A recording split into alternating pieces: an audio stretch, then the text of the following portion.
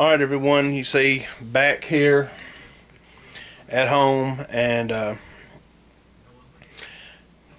video seems to be a little bit crazy, but it's just I'm just now being able to film a review of the play The Curse of the Werewolf. Well, in the description it said you'll be howling with laughter or screaming with fright. That's not entirely accurate.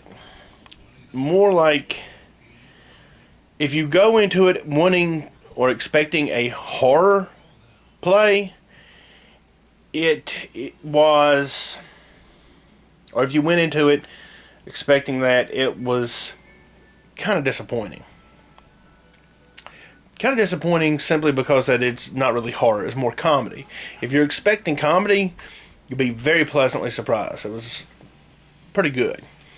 The acting was pretty good, considering that the cast was mainly made up of high school students, but which we all know that high school students are just getting started out, so it was pretty good for high school students.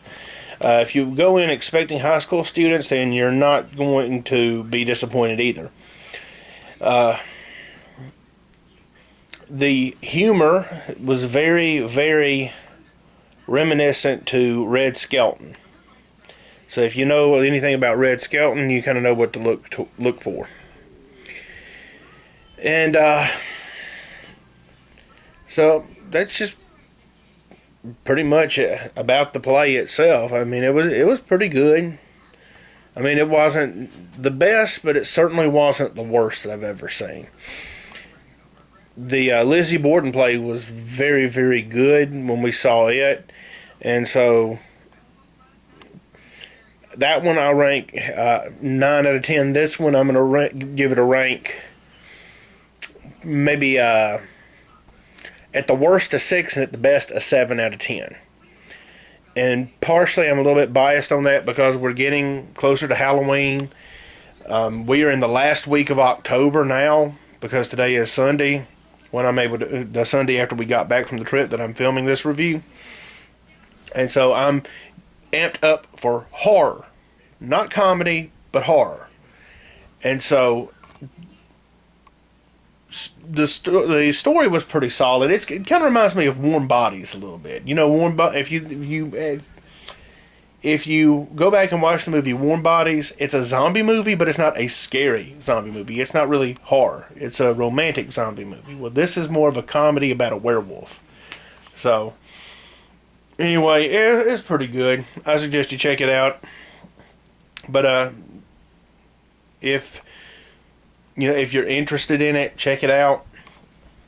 But it's certainly nothing to really barge down the doors over. And that's just my honest review of it, of how that I feel. Other people may feel differently. I was able to snap a couple of photographs of it, but I'm not sure about putting those up because it does have other people's kids in it, and I don't know about necessarily copyright on that. I don't know if the play was just made up from them, their own minds, or if that it was like a copyrighted play, kind of like the Willy Wonka and the Chocolate Factory play that Brittany and I saw several years ago. So anyway, I'm not going to put up any photos of them, but that's just my review of Curse of the Werewolf from Arts and McNairy. So, I mean, you should check it out. It's pretty good. All right. And that's about it for this video.